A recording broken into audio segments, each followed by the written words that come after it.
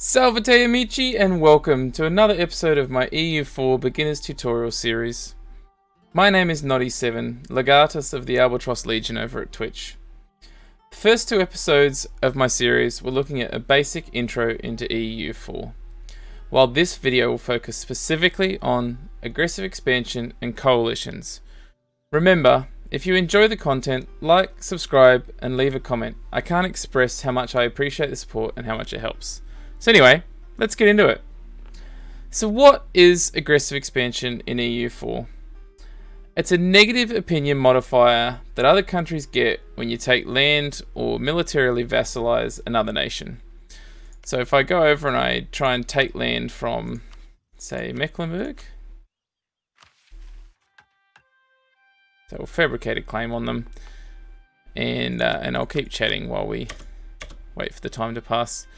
So, A is modified by a number of different things within the game. I'm gonna throw out a couple of alliances.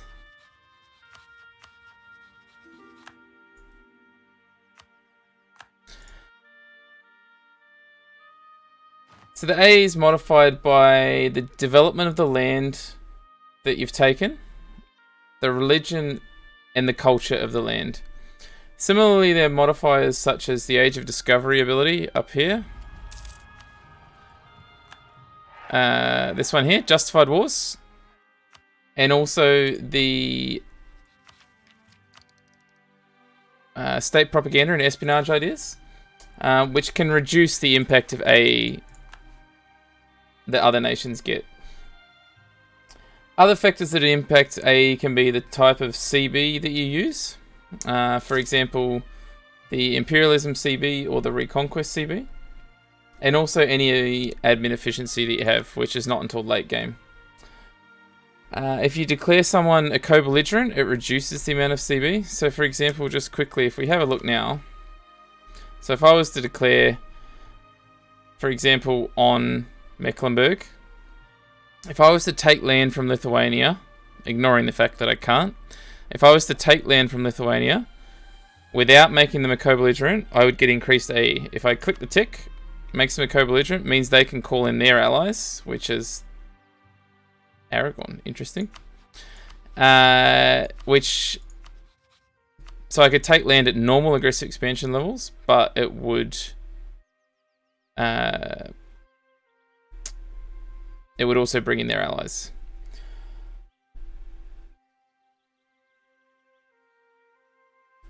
Finally, declaring any war that forces you to take a stability hit, which is either a no CB, as you can see here, or if we declare on someone we've got a truce on, so we don't currently have a truce. Oh, we do, with Hungary. So you can see here, I would get 7 stability, negative stability, and it would give me a 70 base aggressive expansion, so a whole bunch of nations would join the coalition. So declaring no CB or a truce break war gives an increased amount of aggressive expansion. So to give an example, we're playing as Brandenburg, we're in the HRE, we're letting the game run. If we have a look at the culture group,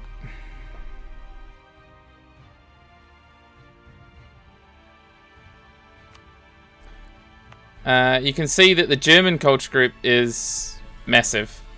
So every single German and every single Catholic, which is everyone, is going to be pissed off if I take land in the HRE because of the increase from religion and culture. So we're going to demonstrate this quite simply by getting a claim and going to war. Now, the people outside of the HRE won't care quite so much. So, for example, Denmark, Poland, Lithuania, they'll still care because they're still Catholic and they're still geographically nearby, but the amount of aggressive expansion will be greatly reduced compared.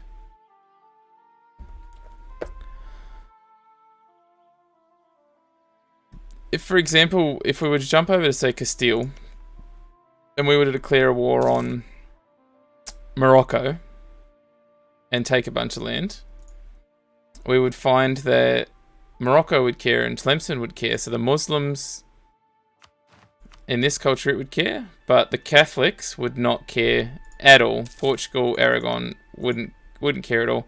They'd care a little bit if we took out Granada because culture, but it wouldn't be massive because of the different religious group.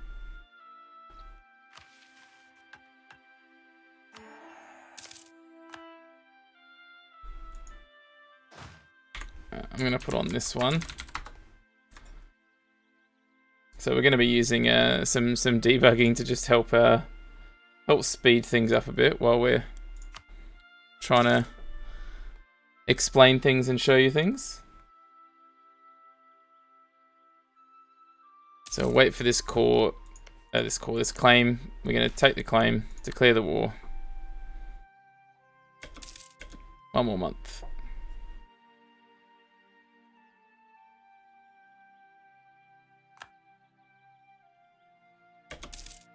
Alright. Oh no, we need more. Because it's a Holy Roman, we need 26. That's an odd amount.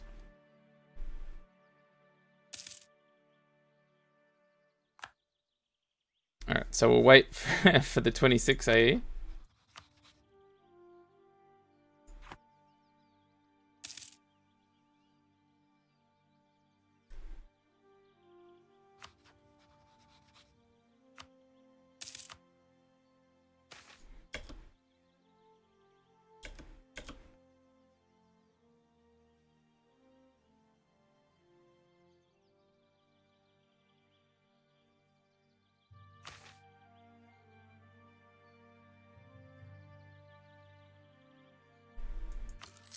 Yeah, they gave me 2 provinces. Awesome.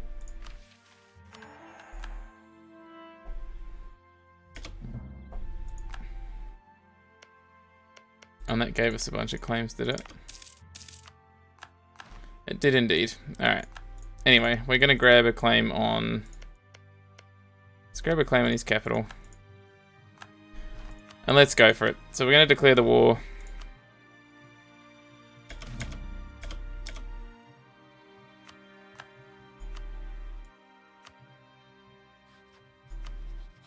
It's actually got no friends at all. So I could actually fight this properly. But I don't need to because I put win wars on, so...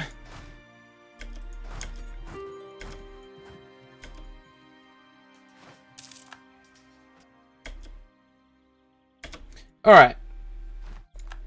So let's have a quick look at... Well, that's unfortunate, isn't it? So you can see we're only getting 43 aggressive expansion. I was hoping that we would get a bit of a coalition formula. This will still work. So we're just going to peace out and take it straight away. Now you can see if we go to the coalition map mode, you'll be able to see the impact of the aggressive expansion. So the 43 we got with people of that specific culture. So Pomeranians. So the Pomeranians all got 43. And then if we go outside to the German culture group, looks like these guys got 38. If we go to Denmark, they only got 25. So much reduced level of aggressive expansion. So, when a country has high aggressive expansion with you and negative opinion of you, they'll flip to outrage status. So the way we're going to show this off is I'm going to declare war on you because I got claims. This is important to note because of what A is for. So A is basically designed to create an anti-blobbing mechanic, which is called coalitions. Basically, a coalition is an alliance of countries who are allied together to prevent your expansion. Coalitions have specific factors that influence them forming. So a coalition will only form if there are 4 or more nations who have more than 50 aggressive expansion with the country and have a negative, outraged, or rivaled opinion. Generally, it's pretty safe to say that if they're negative and they're not rivaled, they're going to be outraged. So, alright, this is good. We'll do this. If I take 1, will I get some people? Okay, So perfect example here. You can see right now, if we just take Stolt, only Seton and Wolgast will have, the game's telling us that there are only these two are going to have more than 50. If I take that one as well, we've now got 1, 2, 3, 4, 5, 6, 7, 8, 9, 10. There's 11 countries there. So coalition would most definitely form because I've only got Bohemia as an ally. And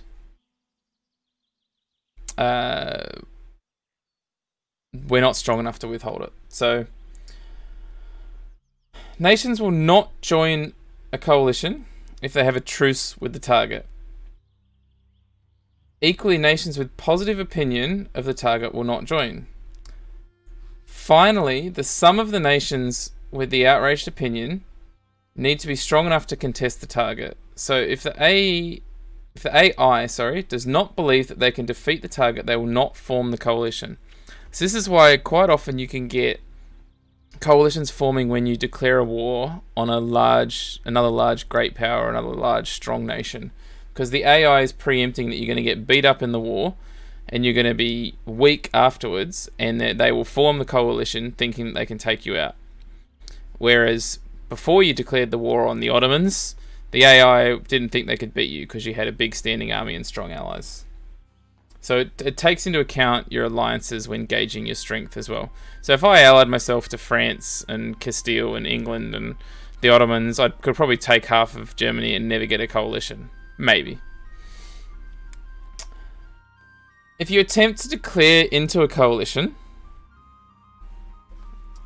it will bring all the coalition members in, and you can't separate piece them. If the coalition declares on you with the coalition CB, all the members of the war get a modifier for plus 30 reasons to stay in the war, which makes it harder to piece them out. Coalitions can be a major roadblock to your expansionist games, so you need to learn how to combat it. There's a lot of different strategies that generally involve trying to prevent them from actually forming.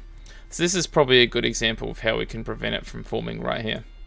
So proactively improving relations with your neighbors of the same religion and culture of the person that you want to take land off is the most obvious way to prevent a coalition. So we can demonstrate this now by having a look. So if we have a look at these two provinces, so let's look at the low-hanging fruit. Saxe-Lauenburg is in the war with me, I think, so I can't do anything about them. So let's go Limburg, Hamburg, and Goslar. So Limburg, Hamburg, and Goslar is one of the new nations there. Okay. So we're going to improve with these guys, and I'm going to keep chatting for a bit, and then we'll have a look. I don't really need to... I shouldn't need to actually fight because of the wind wars. So yeah. Oh, sorry. Where were we up to? So temporary alliances can also be used to help prevent a gain. So alliances, allies don't get as much aggressive expansion. So you see Bohemia here, they got 21 as opposed to, who else is in his culture group? So this guy here. So he got 33. So it reduced the ground aggressive expansion that Bohemia got, right? Of course he wants to peace out because we've got wind wars on. So you can form temporary alliances. So if you're going to declare a war, I could have formed alliances with a whole bunch of OPMs and they never would have joined. They never would have joined the coalition because they won't get as much aggressive expansion. Okay? Allies can also not join coalitions just straight up.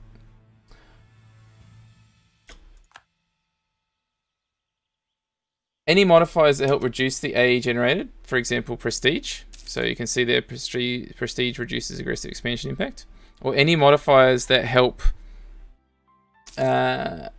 increase your better relations over time. So better relations over time advisor. Okay.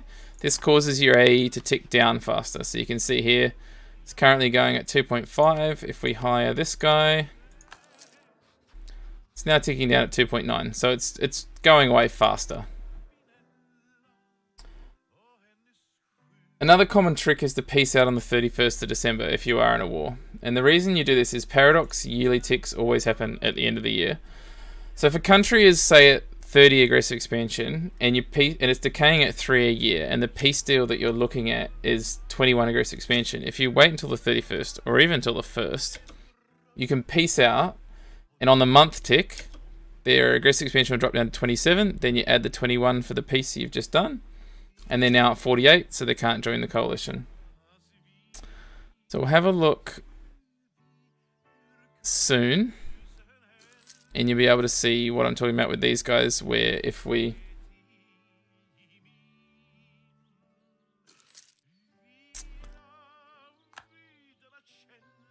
We'll wait till we get to 50 with these guys. They're not even sieging, so it doesn't matter.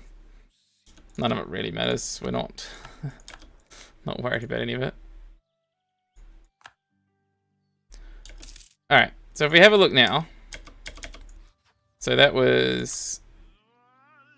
So you can straight away see, look, there's now only 4 nations. So they probably wouldn't even form because they're not going to be that strong. And Wolgast is going to have a truce, so they can't join the coalition. Okay? So I could peace out now, taking another 2 provinces, no coalition. Now a minute ago, there was 8 or 9 nations there, right? So that would have been just general... Well, it was the 3 nations we improved with that we removed. And then maybe 1 ticked down, I'm not sure. So...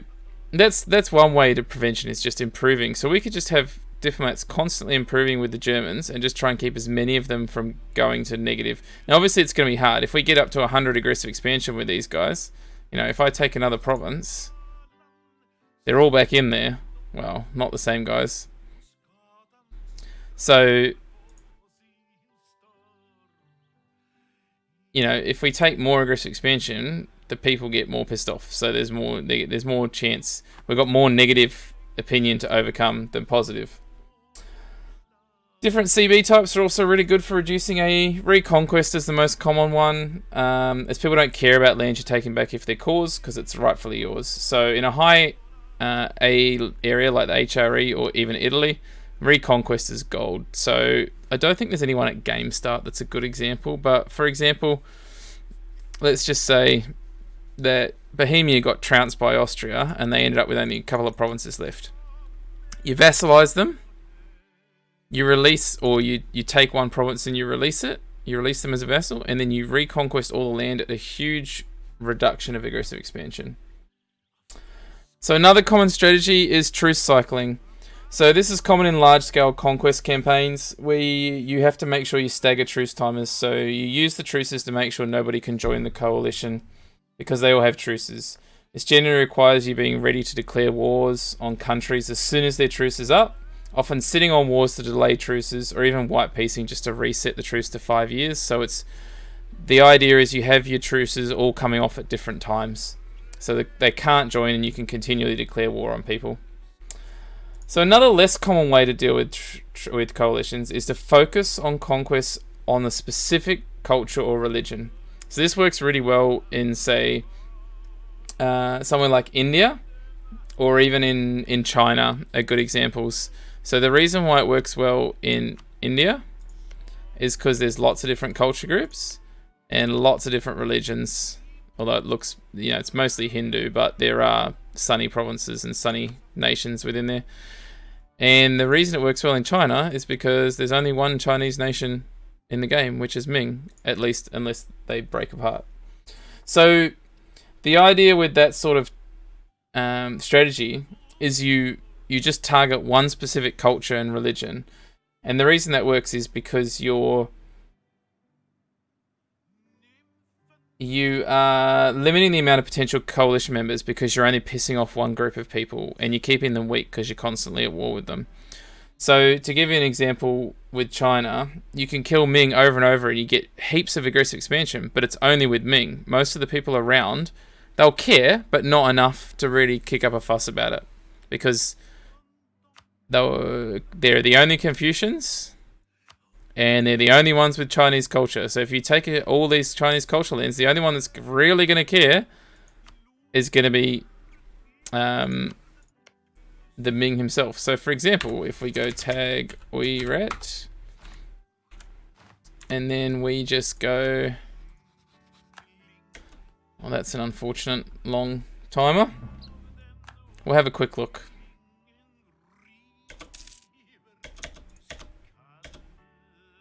Let's just go for it. I need to put Win Wars on.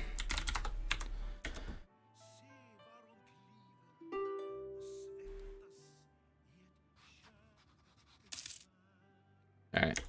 So if we just take a whole bunch of Chinese land. Right. The only one that cares is Ming, right? We take all of that. There's 20 aggressive expansion there. There's... Okay, so Korea did care. Cochin didn't care because we're allied. So there's a little bit, but realistically the main one... Korea will be caring because they're Confucian, sorry. The main ones that cared is Ming. The rest of them, not so much. And that was quite a bit of development we just took in that one war. You know, there was a bunch of cores, and this is not low development land. The more common method, which is best demonstrated with the Ottomans. I'll just check the tag for switching. Is to spread your conquests. So the Ottomans are in a really unique position because to demonstrate this, because you can take a whole bunch of land from the Sunnis over here. You can get them all on the verge of joining coalitions. You can have the Mamluks, Kara, whoever at 40, even over 50. And then all you do is you switch your conquest and you come over here. You got Orthodox guys you can pick on. You've got Catholic Hungary. You can go into Italy. So you can spread over multiple religions and culture groups. You know, there's this South Slavic culture group, and then the Hungarian culture group. You can go up into the Russian culture group and the Orthodox lands up here, and there's more Sunnis up here of a different culture group. So you can spread your conquests around, and so while we're conquesting down here, none of these guys care. The Catholics, the Orthodox, they don't care if we kill the Muslims. And then when we get high aggressive expansion over here, we switch over, we start killing the Orthodox and the Catholics. All that while the Muslims don't care, so all of their aggressive expansion is ticking down. And that way, when you're high over here, you just come back and you start again. So the Ottomans are really in a good way, a good position to demonstrate that. Another way of dealing with coalitions is just to declare on them as they form. So if you know the coalition's going to form with 10 nations in it, declare when only 4 nations are in. They don't do it instantly. Often they're waiting for it to finish a war they're already in. Or they might be waiting for a truce to expire. So you can declare before that happens. And you only have to fight 4 nations instead of 10. And then the other 6 nations may not even form the coalition because they may be afraid of you. So you can declare while the coalition forms to stop it from getting too big to handle. You can also use the threat and war mechanic to... Have we got any claims? Okay. So we could come over here and use threat and war on these guys, and that would create a truce. And then if they've got a truce, they can't join the coalition. Finally, if a coalition does form, don't panic. You can fight it. It's a defensive war. You can often fight them to a bit of a standstill, minimal losses, maybe give up some money, maybe some treaties. Your allies will join. You can take out... The best way to try and take out a coalition is try and take out people's capitals. Try and siege out people's capitals, especially if they're OPMs or small provinces, small nations. Take out their capitals. Let your allies... You can often give up allies' land if your allies do join in defensive wars against the coalition. Worst case scenario, you give up a little bit of land, you can come back and take it later. It is really important to note that if you win a defensive war against the coalition, you do not lose aggressive expansion. So once the truce is up, if the aggressive expansion is still high and the initial conditions for making a coalition are met, in other words, there's still 4 nations with over 50 aggressive expansion outraged or rivaled, and they're strong enough, they will reform. A small note before we finish up is that sometimes reloading the game forces the AI to recalculate relations and behaviors. So, for example, if you've improved relations with someone in a coalition to positive 50, and they're still in the coalition, if you reload the game, they may decide to leave. So the AI kind of does a reload of all its decisions, because the only way to get someone diplomatically out of a coalition is to improve relations past 50, positive 50. Finally, knowing the limits of the system is the key. For example, no one cares if, say, as France, you take over all of Ireland, because Ireland is culturally isolated, diplomatically isolated. The only person that's going to care is the Irish, and it's a fractured whole bunch of OPMs. So they can't take on the might of France. So if you go over here early game and just conquer the whole thing, no one will care. The English, a little bit, but not much. You'll need to learn to recognize when the coalition will fall or not. It's quite possible to have 5, 10 small nations opposing you with high amounts of aggressive expansion, but they won't join. In my France stream, I've been sitting on a coalition of... Oh, sorry, not a coalition. I've been sitting with a whole bunch of German miners at between 50, 60, 70 aggressive expansion, but they're not joining the coalition because there's only 5 or 6 of them. They're pretty small, and I'm keeping everyone else out of the coalition and focusing elsewhere while the AE burns off. So it is possible to have, 10 nations with very minimal aggressive... with 50 aggressive expansion or more, but they won't join because they don't believe that they can take you out. And also, there comes a point in most games where the coalition's no longer a threat. Unless you manage to piss off the entire world, what's left of it, there does come a point where you can just do whatever you want and just take whatever land you want, and no one will really care. Right, that just about does it for this video on aggressive expansion and coalitions. I really hope you guys have enjoyed this video and found it informative. As always, if there's any questions or suggestions for future videos, throw them in the comments, and remember to like and subscribe. I'll leave a link to my Twitch channel down below. Come and say hello when I'm live streaming. And yeah, happy conquering, everyone. Vale!